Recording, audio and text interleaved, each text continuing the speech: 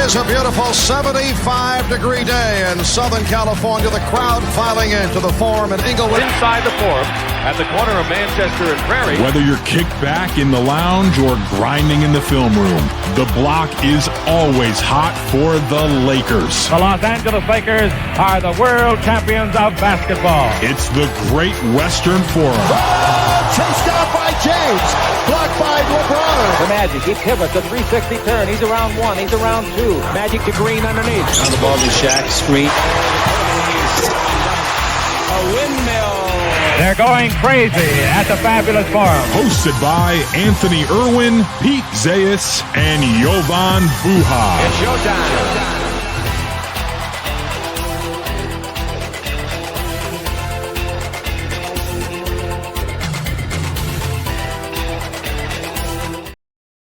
Welcome, ladies and gentlemen, into the Great Western Forum. I'm Anthony Irwin, your host for these fun episodes that, we had promised we're going to run once a month, but life happened for the three of us. So we're on episode number 2 as we get ready for Media Day right around the corner. I am joined, as always, for the first half of this one by Pete Zayas of Laker Film Room Pod and Jovan Buha of Buha's Block. The first half of this thing, as we did last time, it's going to be the three of us kind of talking about storylines that we're paying attention to heading into training camp. And then in the second half of the show, we're going to open up the panel to two guests that I'm really excited. Well, three guests, I guess, that I'm really excited about, two and Harrison. But Darius Soriano, co-host with Pete Zayas, is going to be joining us, and Trevor Lane of Lakers Nation is going to be joining us for that second half of the show as well. So loaded episode, and also Harrison. Pete, Jovan, we're here. We made Rob it. and JJ talk tomorrow, and Media Day is on Monday, and training camp is right after that. Pete, how you holding up? This has felt like an unusually long off season. I know we got eliminated on April 30th, so it's almost going to be exactly 5 months from the time of the last Laker game at the very least. But I don't know. I went into the offseason with fairly low expectations or hopes for this year. And it's kind of like, it's going to be a gap year. Then they get Ayton, they get Smart, lose DFS, of course, which is definitely going to matter. But I thought they did well enough this offseason that it got me to that fan place of like, okay, when do we start? When do we start the season? I can't wait. And so I don't know about you, Jovan, but this has felt like one of the longer off seasons for me in a while. Yeah, we're here. I'm excited. I'm pumped. I mean, that intro got me going. I forgot about how sick that intro is. So yeah, I'm excited. Like it feels like the day before Christmas, right? We're at Christmas Eve right now with the season unofficially kicking off on Thursday with the Rob JJ presser, and then again on Monday with Media Day officially. But yeah, it's been a long off season. It's been also an off season of some changes. So I've been doing this now all off season and focusing on that. So yeah, I'm excited. Yeah, I was thinking about this. Raj and I recorded an episode yesterday. Jovan, I listened to your show with Trevor that you guys recorded the other day as well. And it has me thinking this is the most excited I've been heading into a Lakers season since the year after they won that championship. Heading into, that year they had kind of reconfigured a championship level roster. And I was thinking, oh man, Marc Gasol makes a whole bunch of sense. We'll see what Dennis Schroeder can possibly be, all that stuff. And this season, it's like we get a whole year of Luka, a Luka who is doing the rounds to tell everybody about, all of the changes he has made physically and mentally and emotionally and stuff like that. So that's really exciting. We're getting LeBron James, right, who I think can feel kind of spited for the first time in his career by the collective league. So that's going to be interesting to see what that looks like. And we have JJ Redick heading into the second year of his career. Normally a season where people heading into their second years make significant improvements as well. And if we see that from him, that will really help the Lakers. So fascinating stuff to keep in mind as we head into Media Day and Rob and JJ's presser, and that's kind of where I'm going to set this thing up. And Jovan, I'll start with you heading into the training camp and media day and all of that stuff, what would you say that the number one thing that you're kind of keeping an eye on through training camp, through preseason games, and so on and so forth? I'm most interested in the starting lineup and the fifth starter. And I have a strong opinion on this. I just did a video last week breaking down, I think, some facts about the starting lineup, what we know, the very limited parts of it that we know, and then breaking down why I think it should be a certain way and why there's a clear choice, despite a lot of people clamoring for a lot of different versions of a starting lineup. I think there's been a lot of discourse out there about that. So I think that's the thing I'm most interested in, and seeing if we get some clarity from JJ with that. JJ's not done any really availability all summer. So there had been, remember, he right before last season, he did the interview with Zach Lowe where he announced the starting lineup and came out and said, we're going to start Rui, we're going to start Austin, we're going to start D'Lo. And he learned from the sins of the prior coaching staff. And this time we don't know, is Rui going to continue to start? Is Marcus Smart going to replace him? And what's the plan with Austin? And so I think that there's a lot of question marks for me with the starting group that then bleed into the rest of the team and just how they want to construct the offense, how they want to construct the defense. And so I think, to me, setting the tone with the starters is going to be a big thing in terms of the rotation and just the style of basketball on both ends of the floor. Can you give us your argument for who that fifth starter is? Yeah, so I will condense it into, I'll try to keep it under a minute. I think... So I think there are really four starting locks, which to me are Luka, LeBron, Austin, and DeAndre Ayton. I think some people will quibble with Austin. I see it all the time on my lives and in the comment section. But to me, it just comes down to Austin is clearly the third best player on the team. And from a skill, talent, and production standpoint, I don't think the Lakers have the depth or the perimeter two-way play to bring Austin off the bench. There's no Danny Green, there's no KCP, there's no Herb Jones, Andrew Wiggins on this team to kind of make that argument of, okay, bring Austin off the bench, make him a six man. I also think as a guy in a contract year, you're potentially isolating him and sort of icing him out in a year that's going to be pretty big in terms of determining if he fits with Luka and what that looks like long term. So I think Austin is going to be in the starting group. To me, it comes down to Rui versus Marcus Smart. And looking at the construction of that starting group, you have DeAndre Ayton, LeBron James, and Luka Doncic, who are all front court defenders. So if I'm trying to build out a starting group, I need at least two guys who can defend backcourt players. And I would actually argue that Marcus Smart has shifted more toward being like a wing defender or even guarding some forwards more full time. But I still think comparatively to Rui, he is a much better perimeter defender and backcourt defender. So to me, I would have Marcus Smart as the fifth guy. You have him defend the best 1 through 3 player, even 1 through 4, depending on who the 4 is. Then Austin is the secondary backcourt guy. LeBron is the secondary front court guy. Luka is hiding as a helper on the non-threat, whether that's a backcourt player or front court player, and then DeAndre Ayton's defending center. So I think if you're arguing for the OG starting lineup, basically from last year, which is Ayton replacing Hayes, I don't think they have enough perimeter defense, and I don't think they have enough backcourt defense. If you're replacing Austin with Rui, I think it's the same issue. You just have Marcus Smart in there for Austin. So to me, there's a clear choice of, I think it's those 4 plus Marcus. And Vando's the other one that I've seen a lot of people say, but my thing with Vando is I just don't think JJ views him as more than a 2-shift player. I've made the case that he only played more than 20 minutes 6 times last season. In all 6 of those games, at least one front court starter was out, if not multiple. So JJ showed that he views Vando as like an 8th or 9th man. He's not going to start him. Yeah. Pete, do you think this is a situation where, because I agree wholeheartedly with what Jovan was saying there, as far as like who should start, I'm on team start Smart and for all the reasons that Jovan outlined, but on top of it, he's going to guard the other team's best player, and if he isn't in for that first shift, that's a significant chunk of that player's time that he isn't guarding him. But also, I think it has an impact on Austin Reeves' game. We saw the difference between how Austin played when D'Lo was starting next to him and he had to guard the other team's best player versus when they swapped out D'Lo for Max Christie. And I thought we saw a much better, more efficient and effective Austin Reeves. So you have that to consider as well. But Rui was also really good for the Lakers last year. He has the seniority, I guess, for lack of a better term, having been on the Lakers and for longer than Marcus Smart. And they're like, he hasn't done anything to be quote unquote demoted. So do you think there's a delineation to make here between what maybe should happen and what will, and how the coaches might view this?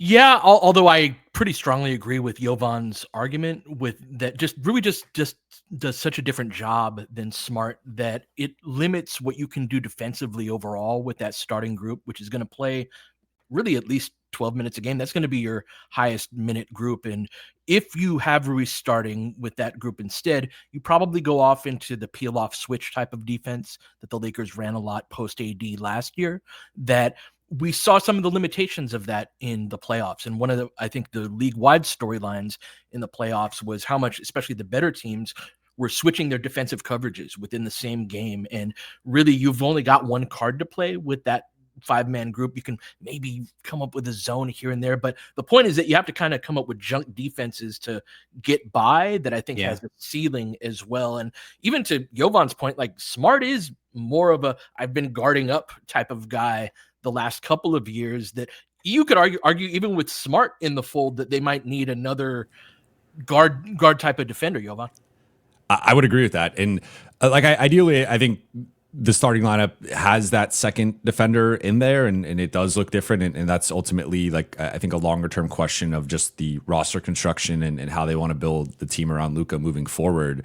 And a fun fact with talking about Smart and who he's defended, the players he's defended most, the three players over the past 2 years are Luka Doncic, Lauri Markkanen, and LeBron James. And looking at that, so those are all three guys, 6'7" and above, like he's all big ball handlers. It will be fun for scrimmages, but all big ball handlers. And like that shows you, so he can be like the point of attack guy, I guess, against like a team's primary ball handler, but those guys have tended to be bigger. And he's just going through his film over the last couple of years. He rarely was defending the De'Aaron Fox, like speedster point guard types. He was often, now part of that was, I think, the way that Memphis was using him, because he was on a lot of lineups next to Desmond Bane and John Morant. So by nature, he kind of had to guard up a bit there. And then Washington was just, a lottery team who was unserious. But it's Washington. But I think so. Part of it's like, it's hard to separate that from like how much of it was a roster construction, lineup construction type thing where they needed to use him as a guy guarding up. But I do think that's telling that he has often been against 3s and 4s more so, I would argue, ball handling 3s and 4s, but still that's different than saying put him on a De'Aaron Fox or even like a Devin Booker type. I think he is probably better guarding up than down right now. So how does Rui fit in best within this framework? Because the same arguments about it's a contract year, that's true of all of them. It's contract year for Smart, Rui, Austin, all of these guys, that there is a thought that I think is backed. I push back against it a little bit, but that Rui is better as a starter than he is coming off of the bench. I agree with your framework. I agree with this point, but I do want to kind of push on it a little bit. Rui's going to be a big minute player even within that. How do you get the most out of him in this type of setup that you're talking about? Yeah, I think it comes down to. Go ahead. Sorry. I was just going to say, like, the narrative about Rui, really quickly, isn't even about like how good he is or what. It's about his energy level. It's about how engaged he is when he comes off of the bench. So it's not that it puts him in tougher spots, because I actually think he's an ideal bench scorer where he can be kind of a safety valve and he can have a little bit more time on the basketball than he does, say, with the starters. So I think there's a role there for him. But yeah, there is a bit of a concern, contract year, all of that same stuff that we talked about with Austin, as we did with Rui. I would say the one thing to take note of between the two of those guys is the Lakers offered Austin an extension, and at no point did they have a conversation with Rui about an extension. So I don't think they're as concerned about the long-term fit with Rui there. But yeah, Jovan, what would you say about, how to utilize and how to maximize a very important player in Rui coming off of the bench? A couple things with this. So one, I think Rui is a better player than Marcus Smart currently. I think based on at least how last season went, but really the last couple of seasons, I think Rui has been a better and more productive player than Marcus Smart and more of a winning player than Marcus Smart.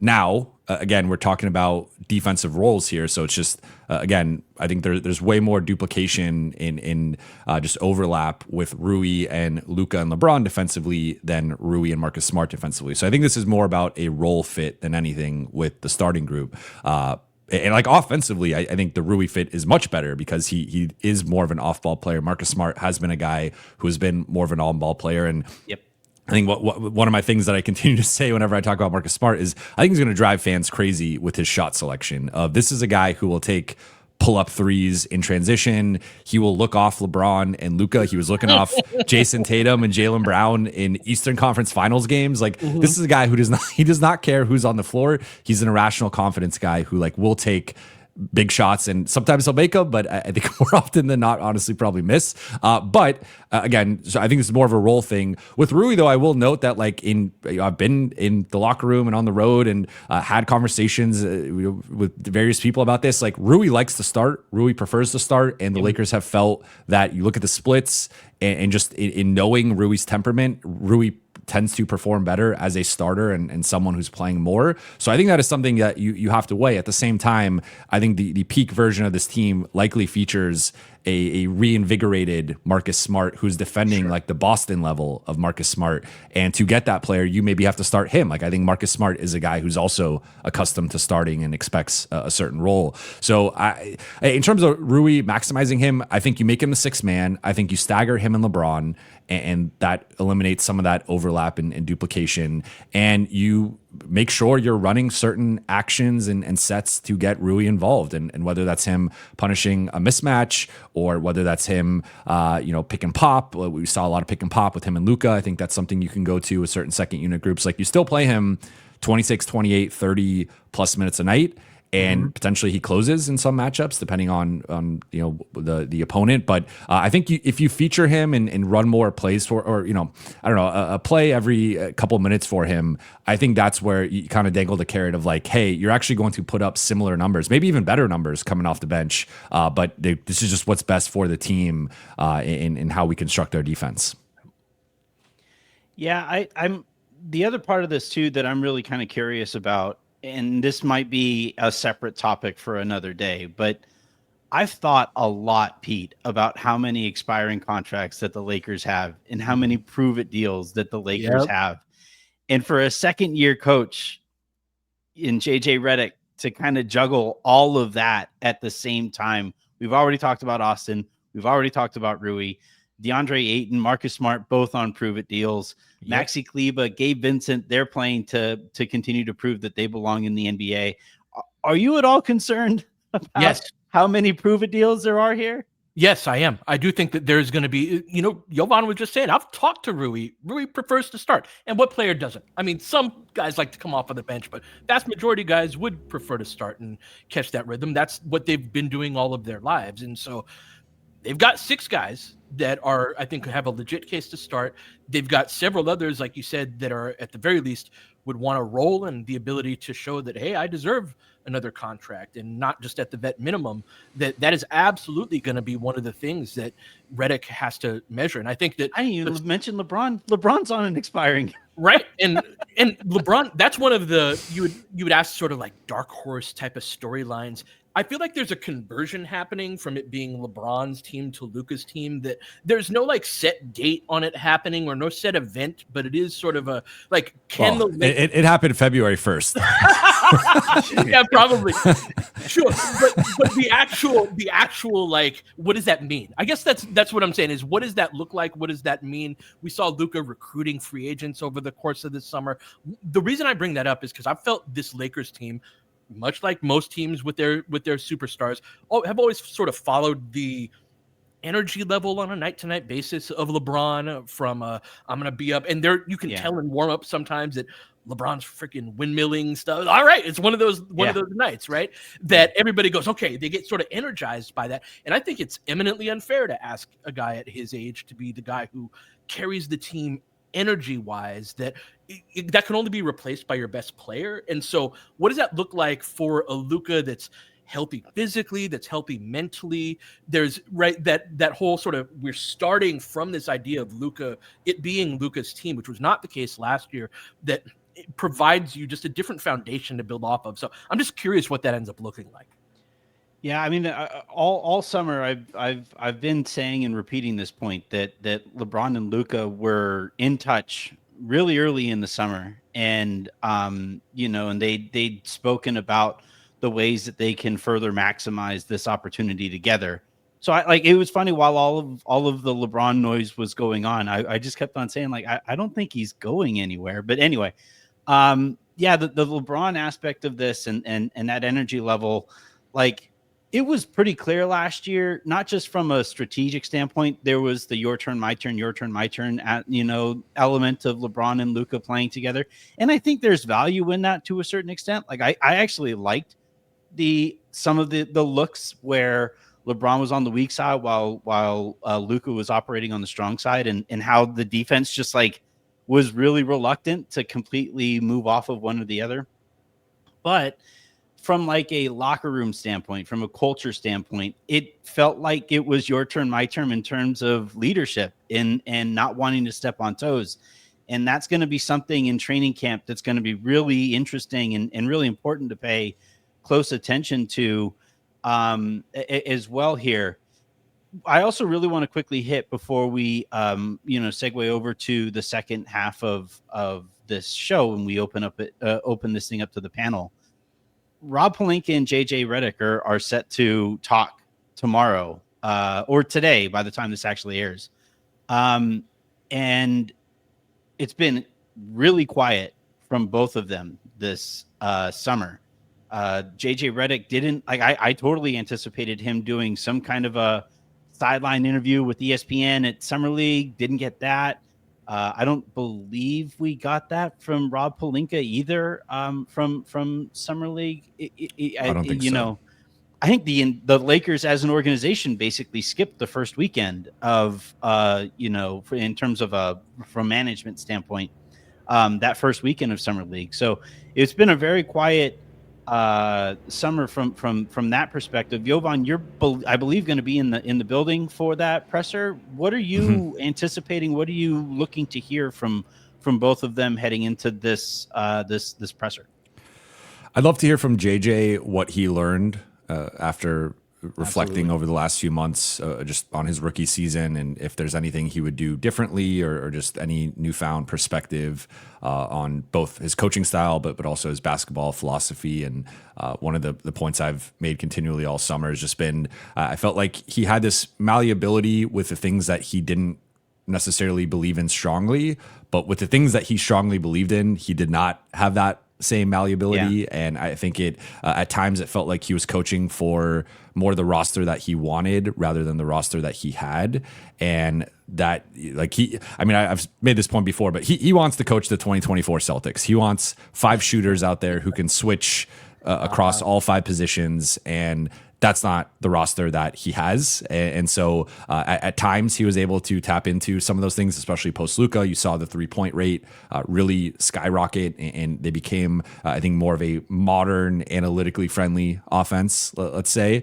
So I think there are some things maybe offensively that they can do similar to the way that JJ wants to coach. But I think with the switching and how he does the defensive scheme, I don't think they have the personnel to compete with the 2024 Celtics and that versatility and switchability. So I think just some of the things he's learned and maybe some of the things he's grown from and changed his perspective on. And then with Rob, I want some more clarity with this whole Project 2026, Project 2027, future cap space, and getting a better sense of how do they view the long-term future with Luka versus the short-term future, and competing now and not potentially costing a first-round pick or a Dalton Connect or something versus maintaining some of those assets for maybe a Giannis or a Jokic, or even not even necessarily like the big game hunting, but just how you build out your roster in the post-LeBron era. So getting some more clarity there. I feel like that my one thing that I kind of want to push back on is like we've heard this thing with them, I feel like, for years of now they're willing to be aggressive and put the first on the table and this and that, and like it's kind of been hit or miss, right? Like we have the 2022 and 24 deadlines where they did nothing, and we have the 2023 and 25 deadlines where there was some major action and the roster completely turned over. So that I don't like, if that's kind of the talking point, I don't know if I fully buy into that, because I feel like that's the annual thing of they're willing to trade the pick for the right deal, and like that to me is just kind of talking out of the side of your timing, mouth, right? Like the moves had already happened, and they're like, no, yeah, now we're ready to go. It's like, hold on, Pete, what are you looking to hear from? It's funny hearing Jovan say that, because I know what I want to hear from them. I don't know how to ask the question in a way to get the answer that's more than a boilerplate template answer. And I don't know if you have strategies on this, Jovan, to get people to actually give you the answer. I've been thinking about it. I've been thinking about it. With Rob, it can be a little tricky.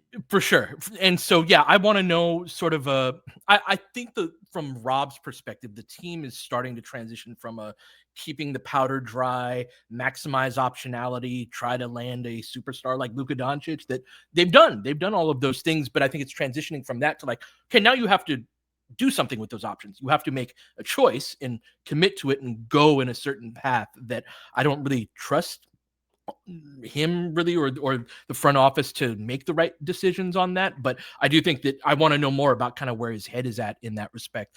I love the point on Redick about him sort of digesting that first season. And I would love to hear what we do when the Lakers get new players and all of that. We go, okay, how do you think he fits? How do you think he meshes with all of this? I think from Redick's perspective, remember, he was not hired at the beginning of last offseason. He sort of picked things up right in the middle of an offseason. He's got a full offseason to dream and envision and just like, okay, you got these new ingredients. What do you want to cook? And so I want to hear from Redick, like what he wants to cook.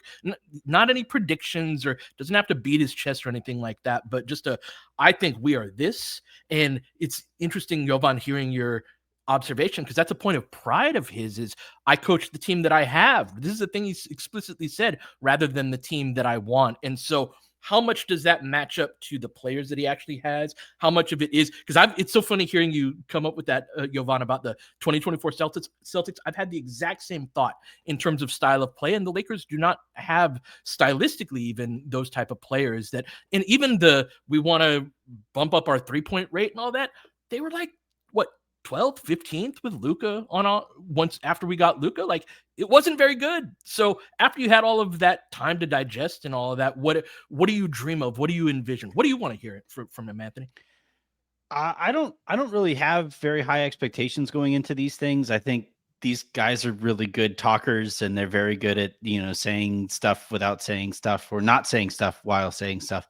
My thing is, we saw a literal sale of the Lakers over the offseason, and everybody that we're going to be hearing from tomorrow has new bosses, and that's going to be, or at least theoretically at some point this year is going to have new bosses. And I'm really kind of curious if we're going to get a glimpse into what this next iteration of the Lakers is going to look like. I thought it was really interesting. I thought it was two key developments this summer that led to some of the reporting that the Lakers are now more interested in pushing chips into the middle of the table. I thought, one, Luka got back out onto a court, and those competitive juices started flowing, and he was like, oh, I am actually top 3 in the world. I don't want to wait. I put all this work in. I want to go out and go. So I thought that was a key development. But then also, we got that report that the Boston Celtics, there was initial reporting that Wyc Grousbeck was going to be able to stay on as their governor and key decision maker and all of that stuff. And the league kind of stepped in and said, no, that's not really how it's going to work. And that's essentially, Mark Cuban has basically said that that's what the league did when he sold the Mavericks as well.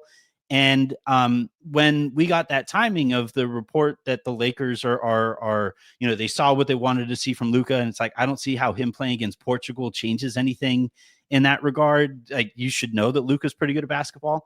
But like I kind of thought I linked that reporting actually more to a transition to how the Dodgers are run, where there are no off years. The Dodgers are every single year, the expectation is win the division, get into the playoffs, make noise in the playoffs, period. And NBA is obviously a very different economy. But what I'm going to be kind of looking for tomorrow, and what I would like to, maybe heard asked about is, hey, there's going to be a transition of power at some point here. Has that already started? And if not, what's that eventually going to look like? Pete, I've heard you kind of talk about this on the pod. You have the most experience, obviously, with the three of us in terms of the internal dynamics of the Lakers. What would you expect to see in that regard? Yeah, this is such a great point to start from. I'm the thing I'll be listening for is it any different from those previous years, right? That Jovan was saying we kind of hear similar things every year. Does having different bosses at the top sort of change the level of messaging and all of that? And so, yeah, I guess I would like to hear just more of a level of aggression and something that reflects that, like, no, we are not keeping the powder dry anymore. I have no idea what to ask or what he would say to indicate that would be different from previous years. So this might be futile in its own way, but I do think that having different bosses and what does that look like? That's one of the biggest questions just lingering over the Lakers in total is, Jovan, what changes about ownership this year? And that's just a question in general. And then how do you expect Rob and JJ to handle that? Yeah, I'm fascinated by that, and I hadn't even thought of that. So I'm glad you guys brought that up, and I think that's something that has to be asked. And I think now that I'm no longer a beat reporter, I'm a bit lower in the pecking order in terms of asking questions. So I used to be like 4th or 5th typically, and now I'll probably be, I don't know, maybe 6th or 7th at best. We'll see how they arrange the question asking. So point being is like I have like a list of all these questions I want to ask, and then as it goes down the row and each person asks, it's typically like crossing a question off. And so now I'm going to add an ownership question. I assume someone will ask it within the first few, just because it is such a big topic. I typically just think about the basketball stuff, and that's where my mind goes. And how are they going to change things with the system, or what are they looking for in the trade market? But I will say quickly, I do think there's a bit of posturing and just kind of this game of chicken that has been going on a little bit with LA and Miami, that I thought it was interesting that because along with them being open to potentially making a trade or taking on long-term salary, Andrew Wiggins' name was brought up in both of the reports. Yeah. And then Miami, or there was recently a report coming out from the Miami side of they're not looking to trade Andrew Wiggins. And that was before the Tyler Hero injury. So I wonder how that plays into all of this, if at all. But I thought it was interesting that like Wiggins specifically was a name that we had heard at times this summer, and it didn't really seem to go anywhere. But then as training camp is about to start and teams are maybe starting to have conversations again with the season nearing, Lakers' perspective of, okay, now we're willing to be more aggressive depending on the price. And then the Miami side, well, we don't want to trade Andrew Wiggins. And like it feels like there's a little bit of chicken going on there. Yeah. All right. So that is going to do it here for this first half of this Great Western Forum, second episode of the Great Western Forum. We're going to take a quick break. We're going to come back with a panel of us three, Pete's co-host, Darius Soriano, and Trevor Lane of Lakers Nation. So hang tight, hit that subscribe button, all those good buttons, and we will be right back.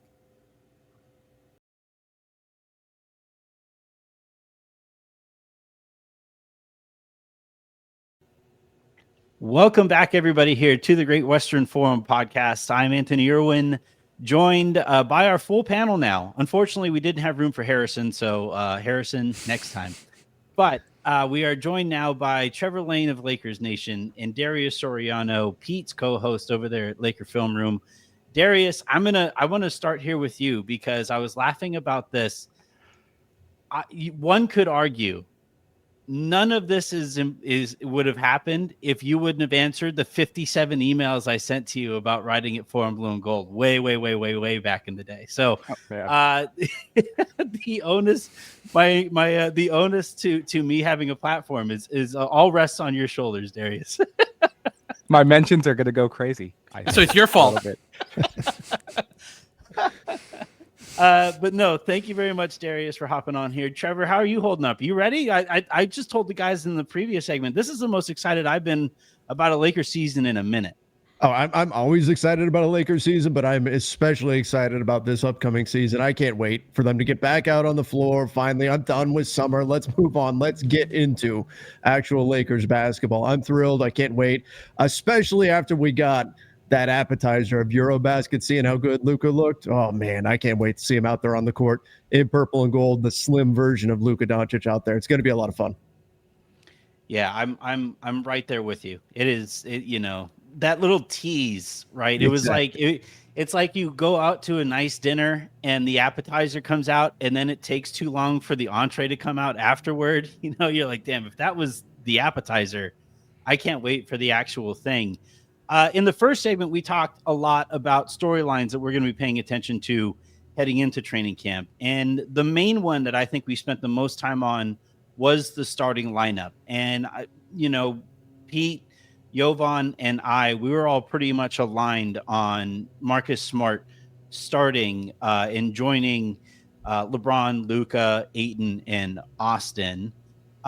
Darius, without even getting into like who you think should be starting, one question I keep on asking myself, and I think this is a good question to ask you specifically here, because you're a very nuanced guy, is this as big a deal heading into the season, the starting group on opening night? Is it that big of a deal going into it as it has been made to be over the course of the summer? I would say so, honestly. I know you can always change course, and I know that coaches can tinker and figure some things out as the season goes along, but I would argue that the differences in player archetype between Rui and Smart make it so that you're sort of choosing a pathway very early on with the first decision that you make. If this was a choice between Marcus Smart and Jared Vanderbilt, for example, I would argue this would be less so. But Rui's classically a forward. He's going to have different defensive responsibilities than what Marcus Smart would have. He's not as much of a ball handler. Like, just the difference in roles between what Smart and Rui would provide, I think, shift around what the asks are of Austin and LeBron and Luka on both sides of the ball to a degree. Offensively, not as much, but defensively, I think a ton. So I would say that you're pretty much making up your mind, not fully, but to what type of team you want to be, particularly with your starting five. So I don't want to put it all on, the starting lineup, it can't change still, even whichever direction that JJ decides. But I do think it's a pretty important decision, and it will give us a good indication of like what JJ thinks is the right pathway for the team out of the gate. Trevor, you had posed this question on Twitter a couple of days ago of who should the fifth starter be, and a lot of the replies were Rui. I think the four of us are certainly aligned on Marcus Smart, but that's certainly not the only train of thought. Where do you fall on this? Yeah, I'm in line with you guys. I am on the side of Marcus Smart. I think that he makes the most sense, particularly because I think there's a misconception with Luka Doncic. We tend to put him as a guard, and I tend to not want to focus on players in terms of what they do on the offensive end when we're trying to slot them into a position. It's more about who they're actually going to defend. And I think it's a mistake to look at Luka Doncic as a guard. He's going to do most of his time spending guys that are more out there on the wing defensively. So I do think you need another guard out there on the floor along with Austin Reeves to be that defensive piece, and that does make sense with it being Marcus Smart. It's a little bit tough because did Rui really do anything to necessarily lose that starting job? Not really. He did what he was being asked to do, 50% from the field plus 40% from three, 2 seasons in a row, knock down open shots, does those things. But in terms of overall fit with that starting lineup, I do think that Marcus Smart is probably the way to go. There will be people that will tell you that Smart should be starting in place of Reeves. I see that a much less likely substitution than Rui Hachimura. But I think the other piece to all of this that we have to remember, whether it's Austin Reeves or Rui Hachimura, both guys heading into a contract year. So beyond just this mattering for the team conceptually and what they're going to be focusing on, what JJ Redick is going to be focusing on in terms of charting that path forward, this is going to matter a lot for those guys too, for Rui, for Austin, for all these other guys on this team that are essentially on expiring contracts. Marcus Smart as well, DeAndre Ayton, a number of other guys. Heck, LeBron James, right? These decisions are going to matter not just for the team, but for the financial futures of these players too. And so that's going to be an undercurrent that we're going to have to keep an eye on. Yeah, I want to talk about Austin because essentially, if it isn't Marcus Smart, it's Rui. Or another pervasive response has been just bring Austin off of the bench. He makes the most sense. He can run the second unit offense, yada, yada, yada. And Jovan, one thing that I've kind of felt myself fighting back against over the course of this offseason has been the difference in delineation between Austin was sometimes asked to do too much and Austin is overrated, and that's where I think that's where the sentiment of Austin moving to the bench kind of comes from. Have you felt that in your kind of experience this summer as well? Yeah. I sometimes wonder if I'm taking crazy pills or something, because I feel like the Austin discourse has been quite ridiculous. Like, he was one of, I believe, only 12 players last year to average 24 and 5, including the other two star Lakers in Luka and LeBron. And I just think this guy's way too good to be coming off of the bench. And the point I made earlier in the show is if the Lakers had a Danny Green or KCP, or even, like, to modernize it, like a Herb Jones type on this roster, I think you could potentially sell me on Austin as the sixth man and staggering him and Luka more and having him run the second unit. But I think from a talent perspective, if you are moving Austin to the bench and reducing his minutes, because I think that's the other part of this is, like, I do think whoever comes off the bench more as a sixth man, like, there is a role reduction to an extent. So I think if Austin's starting, he's probably more in that 34, 35 minute range, which he was at in the post Luka trade era. If he's coming off the bench, it's hard to get Austin above 28, maybe 30 minutes tops. So you are not only moving Austin to the bench, but you are marginalizing your third best player. And I don't think this team has the requisite talent or skill or depth to offset that. Like, I think if you are putting a Marcus Smart or a Rui or a Vando or a Gabe, I just think those guys are all worse players than Austin. And I don't even think it's particularly close, to be completely honest. So I know he has his flaws, and I know there is overlap with Austin and Luka, but I also think there's been like a mischaracterization about that partnership. There are +8 points per 100 possession on the floor with those two together, +20 when LeBron was off the floor. So if anything, I think it's like some of the other legs of the big three that they got to figure out. Like, the Luka Austin partnership worked. We've seen Luka work with Jalen Brunson and Kyrie Irving.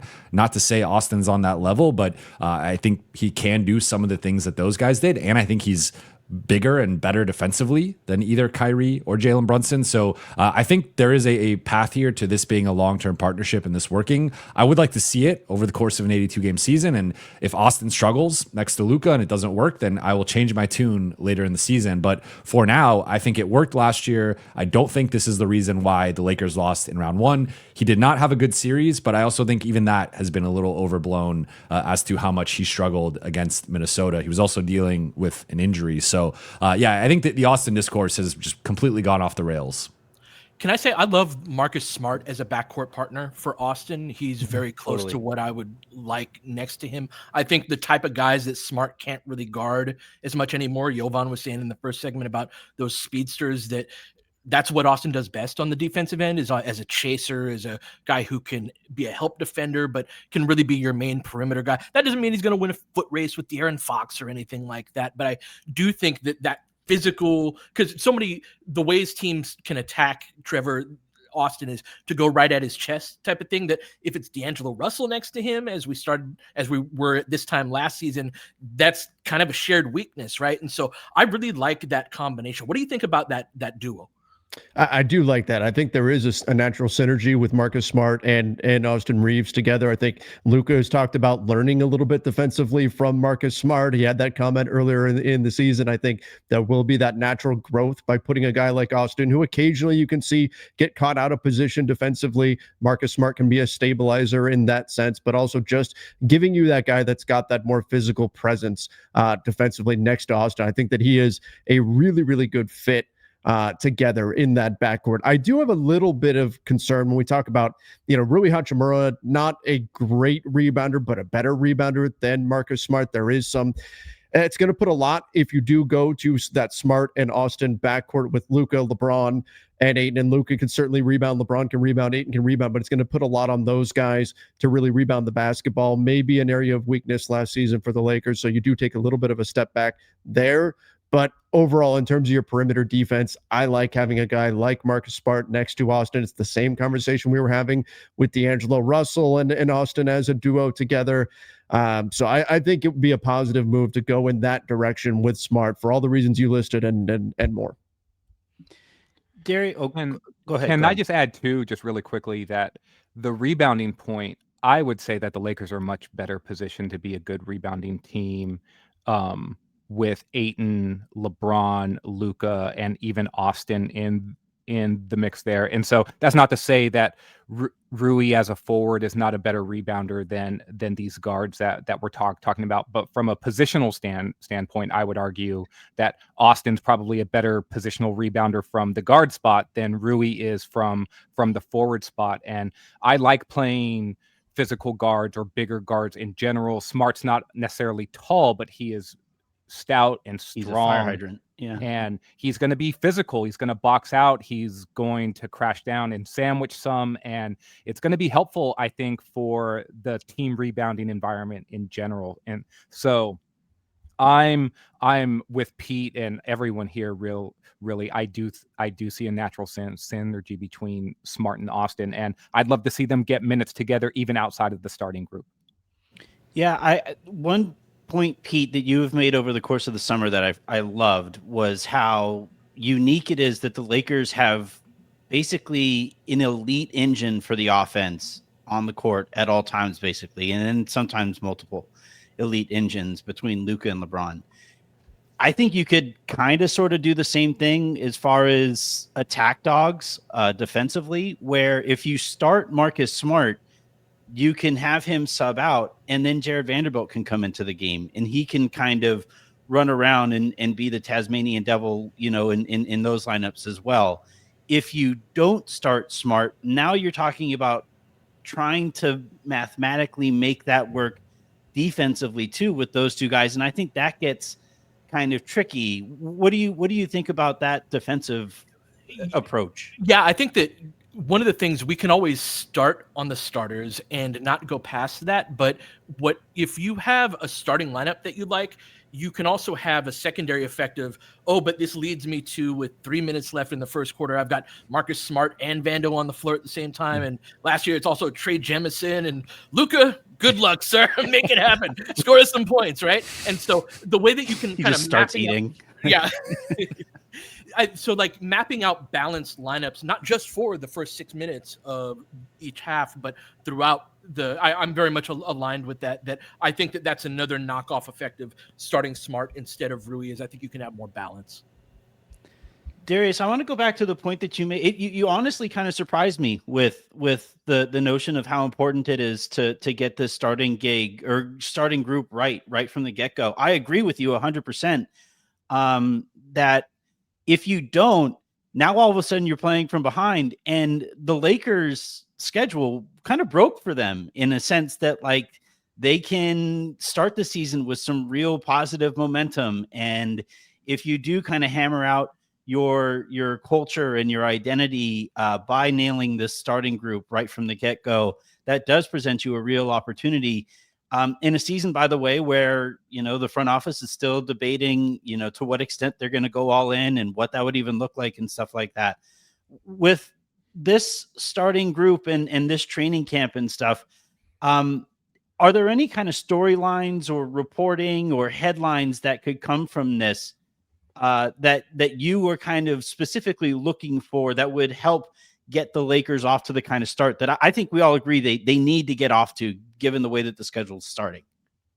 Well, Pete has brought this up a couple of times on the LFR pod, but discussing the 2020 team that ended up winning the championship and how important the defensive culture that was set at the beginning with Anthony Davis and Dwight Howard and JaVale McGee sort of being this huge paint presence, but then Avery Bradley really setting the tone defensively at the point of attack. And Pete brought up that Avery Bradley challenge that would exist in training camp and in practices, where he was really pressuring guards and really making it difficult on his own teammates. And I think improving the culture and helping everyone get better in this way.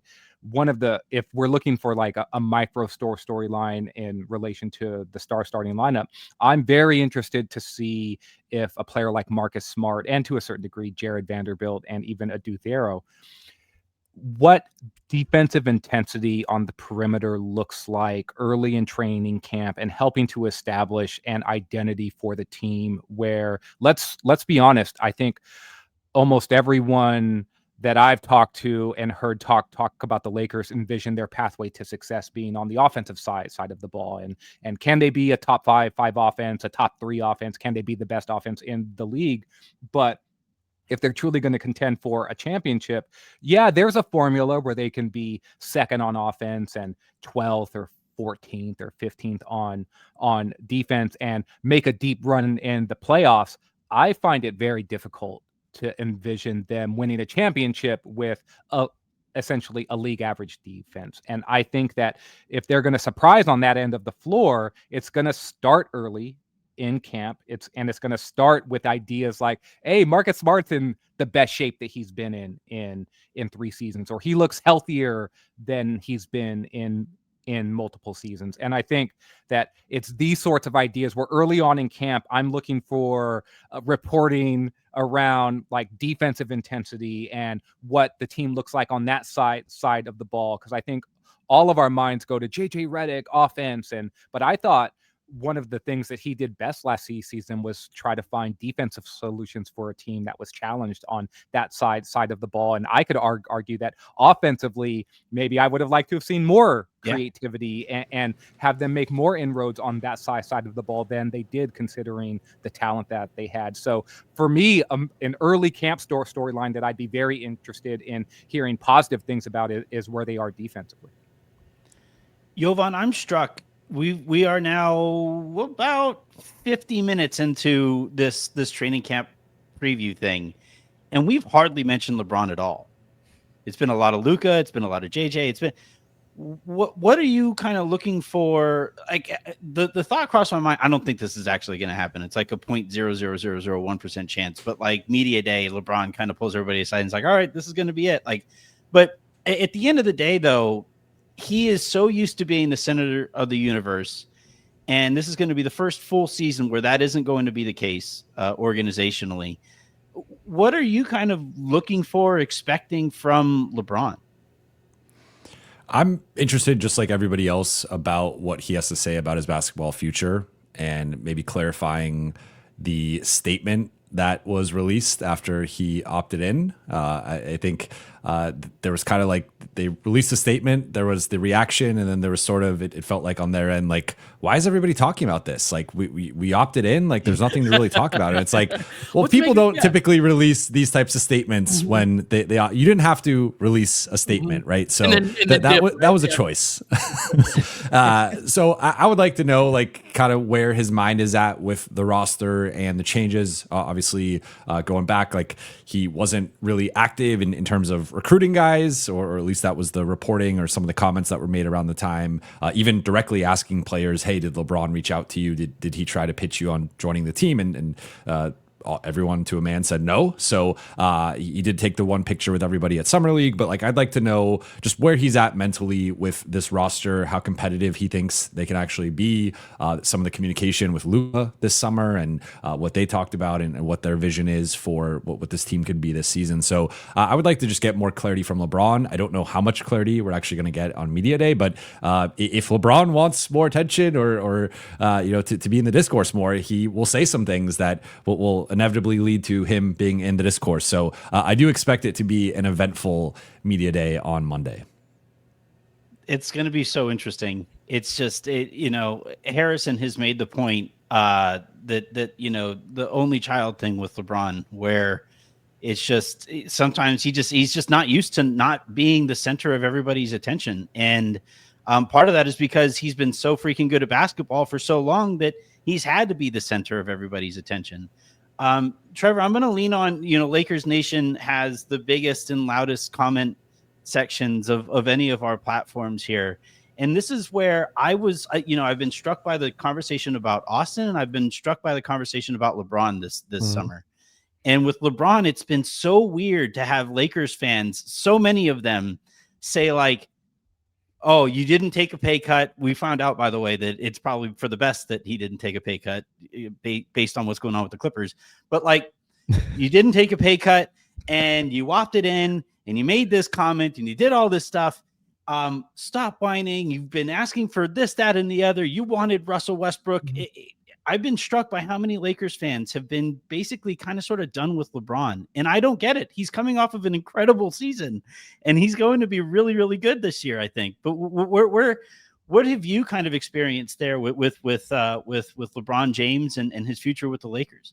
Yeah, I mean, there certainly has been some of that. I think that undercurrent has always been there with LeBron and with the Lakers. There is that segment, and I'm not saying it's a huge segment, but there has been that segment of Lakers fans that you never really got past that whole like Kobe versus LeBron thing. Even when LeBron signed with the Lakers, that never really completely dissipated the way we maybe expected it to.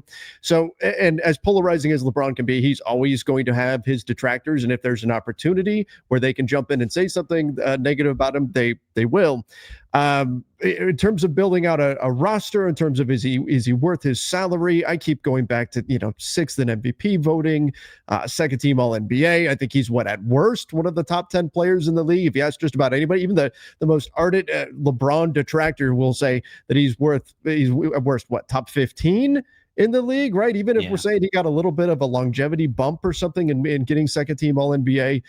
He is a phenomenal player. And if this guy is not worth a max contract, who is, right? If somebody's producing at the level that he is. But I have seen a little bit of that, a little bit of the LeBron was kind of running the show type of feel from Lakers fans. And the Lakers now have kind of moved on to Luka and they're building around him. And there has been that push to kind of move on from LeBron James. I'm in agreement with you though, Anthony. I don't understand it. The man brought a championship to LA. He's been an absolutely phenomenal player. He's an all-time great. Maybe he's the greatest. I don't particularly care whether you want to call him the greatest or the second greatest or whatever. Was certainly one of the greatest to ever play. His jersey is getting retired. No question. I don't know about the whole statue conversation or whatever, but he is still producing at an incredible, incredible level. And I think that he does have a lot of haters out there, and those are people that are going to kind of jump on these opportunities that they see to be loud and be vocal about that. But there wasn't a whole lot that I saw last season on the basketball court to suggest that the Lakers need to be in any hurry to move on from LeBron James. He is absolutely one of the best players in the world. And I think one of the critical things for the Lakers this season, not just having a player with the talent of LeBron James on this team, it's having a player with the versatility of LeBron James on this team that is going to make or break their season, because he can do anything that you need him to do. He can fill in any role, and that is going to be incredibly important for the Lakers. So sometimes we fall prey to negativity during the offseason. There has been a little bit of that for sure, but in general, I think it's overblown. I think LeBron James is an incredible player, and my genuine hope is that when it's all said and done, whether it's a year from now, whether it's 3 years from now, 5 years from now, I don't know how long he's going to play. Whenever it is, I'd like to see him play his final game in a Lakers jersey. Amen to that. And to zero in on your versatility point, Trevor, I would argue this team is more conducive to LeBron's versatility than any other, in that there is no job that he has to do on this team, and the Lakers don't have anybody else who can also do that job. So he can move between worlds. Sometimes he looks like Karl Malone rolling to the basket as a big man. Sometimes he's our best shooter coming off of the fades on the perimeter. Sometimes he's our best point guard. I love against the Warriors. He's a great point guard threat because he's so powerful that he can really get their smaller ball handlers in the sidecars, Darius always says, and leverage that. And I've felt in years past that he was needed as that on-ball threat to such an extent that there were a lot of lineups where he wasn't free to be whatever he wanted to be on that particular night, and including that point guard. And so, D, that's something that you and I have talked about on the pod. And one thing that you've brought up is that this doesn't have to be this sour sort of, oh, LeBron's got to play through it. He's got an opportunity with this team to have it be a really great season. He does, and he has the opportunity to flex his versatility in whatever ways that he wants. I think one of the things that we should have a conversation about is how that actually looks practically on the court, and the decision making that's going to come from LeBron on a night-to-night basis or even a play-to-play basis on what hat he is going to wear. To Anthony's point earlier with like the only child stuff or how much attention, some of that is rightfully so coming from the perspective of, no, he's actually the best player on the team. He's going to get the ball every single time. And the entirety of the team's offensive approach for sure is going to flow through what LeBron does best. The only time that was even somewhat in question was with the Heat, right? Because they had another real dominant player with Wade, who had already won a title. But the oscillating and the shape-shifting discussion around LeBron is super interesting to me, because it's going to require a certain amount of investment from him on really reading how he's going to react from a possession-to-possession basis, and when to take over and when to cede possessions to Luka or even possessions to Austin, deciding that actually, no, what's best for the team tonight is that I be in the post more often, but is that actually what he wants to do on that specific night? And so one of the things, and I expect this to go well, so don't get me wrong, but there can sometimes be a dissonance between players who are ultra talented in deciding like, no, actually what I want to do tonight is this, and this is how I want to attack tonight. And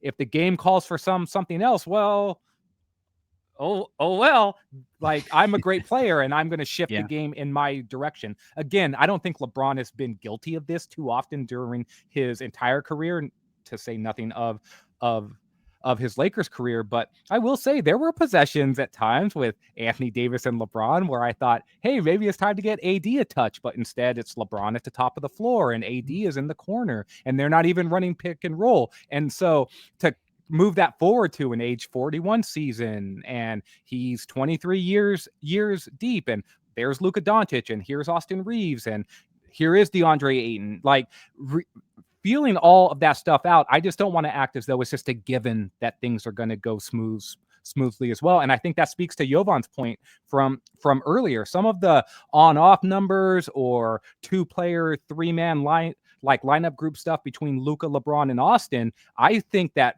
shoring up that partnership between LeBron and Luka is still something that out of training camp, to a point that you were making earlier, Anthony, is like, that's an early cap storyline as well, is like, what does the synergy look like in two-man game or in three-man action? Yeah, that's the thing that I'm going to be bugging people about the most from afar.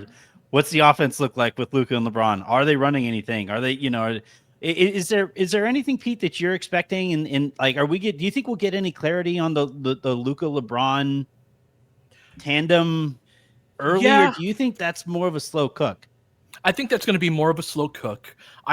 You'd mentioned earlier, I liked some of the things that they're doing. I think there's a good argument to have, rather than them together on one side of the floor, them spread out a little bit. That said, I do think that having your two best players on one side of the floor and you three go over, stand on the other side and knock down an open shot if you get open is one of the oldest basketball frameworks of all time, that they do need to establish a two-man game between the two of them. That said, though, like, there's going to be a lot of switching to that. I don't know. They have to get there. I don't think the answers are as obvious because of sort of the overlap as two jumbo initiators. I know Raj was saying the other day, like, I couldn't find any possessions with LeBron as the roll man, right? We saw it at Eurobasket, but I couldn't really find it as that. And so, and this is part of what I'm excited to hear from Redick, both tomorrow and over the course of training camp and all of that. Just where's his mind been in terms of imagining, okay, what could I do with LeBron and Luka? Because at the end of the day, you do have to have some version of your offense where it's like, we're going to go through our two best guys and make it happen. Yeah, I want to end on the Redick Rob presser that we're about to get tomorrow. And Trevor, I'll start here with you on this one. We've kind of talked about some of the things that we would like to hear from Rob and from JJ about, JJ's offseason and this notion of whether or not the Lakers are going all in this year and the late offseason switch from, well, we're kind of planning ahead for 2026 to no, actually, we are interested in potentially moving chips into the middle of the table. At this point, I think we've all covered a Rob Pelinka team for plenty of time at this point, and we also know that JJ Redick is very adept at media, right? That's part of the reason that he has the job that he has.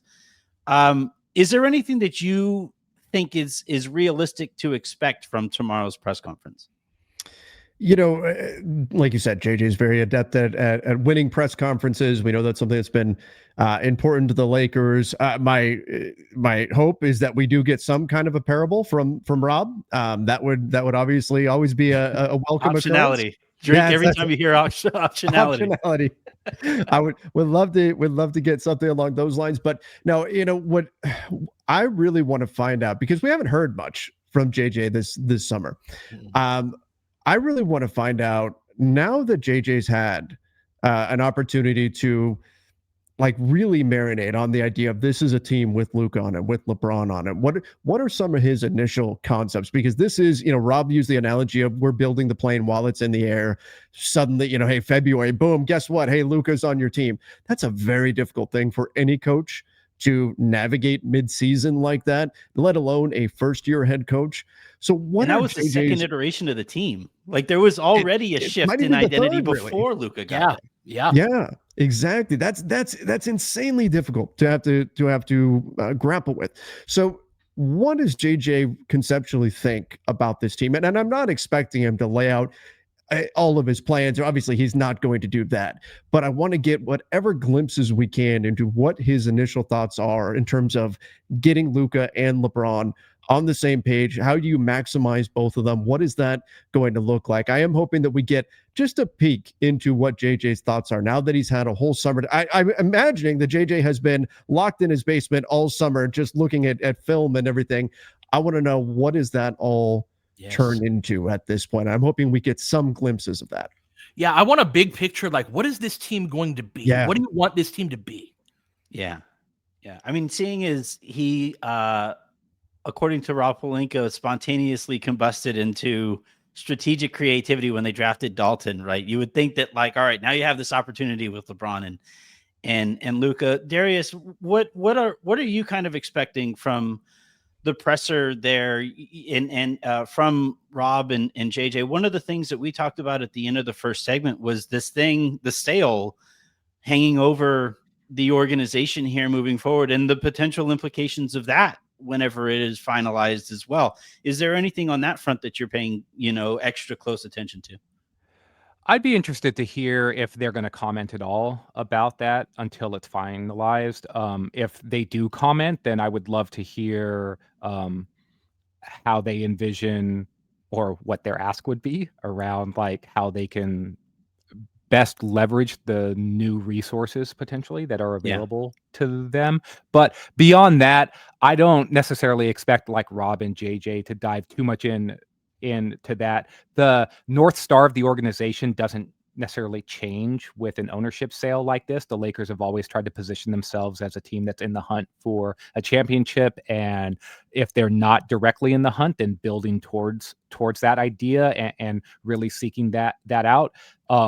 I would imagine that the new ownership is going to hold that exact same mentality as well. So I don't know if they're going to have anything to say in that regard. We were talking on the LFR pod earlier about hearing JJ now, as Trevor was alluding to, after an entire summer off, just reflecting on what last season was like and how it ended, and in many ways, like, what was a disappointment. Like, they were the 3 seed, they were favored. There were folks who envisioned a real pathway for them to get to the Western Conference Finals with the roster that they had. And I think that there was a lot of excitement around this idea of the Lakers got to the 3 seed mainly on the strength that they had all these tiebreakers from winning a lot of important games against some of the better teams in the conference. And so I know I was like, okay, like, let's get to it. And one of the reasons why it was a long off season and we're all like, oh my God, like, is it over yet? Is because after 5 playoff games, their season was over. And it's like, wait, it's not even May yet or whatever it is. And now we've got a whole off season still. And so a certain amount of reflection from JJ about what he's learned and how he's going to apply that to this year would be nice to hear as well. Like, don't get me wrong, I'm always looking for any sort of like nugget that we can get about like what tactics are going to look like, what schemes are going to look like. Are they going to do more 4-out stuff versus 5-out stuff? Are they still going to incorporate some of the horns and 3-man action stuff that they ran last year? Like, I'll slop that stuff up. So like, if he wants to go in that route for 10 or 15 minutes or whatever on Thursday, great. But I'd love to get more big picture stuff from him, because we hear from the head coach all of the time. Like, he's going to have media availability after every practice or whatever. So we're going to get a lot of JJ Redick. So big picture stuff. And from, if there is tactical stuff, like the tactical vision for how he thinks this team can be great on both sides of the ball, is something that I'd love to hear from JJ specifically. Absolutely. Well, this has been a real blast once again. Legit honored to be a part of this panel here. I think everybody's going to be really excited to hear our voices together and continue doing these things. As always, you guys can follow Trevor on Twitter at Trevor_Lane, and you can find his work at Lakers Nation. Obviously, Darius, the blog father, at Forum Blue and Gold, and then LFR Pod, which he hosts with Pete. Jovan with Buha's block has been excellent. Jovan, I think you're coming up on 30,000 subs heading into hopefully the season. Let's go. Yeah.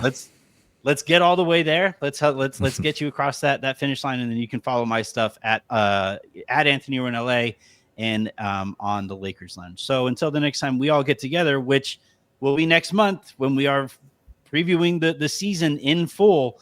Have a great rest of your evenings and days and all of that good stuff, and we'll talk to you soon.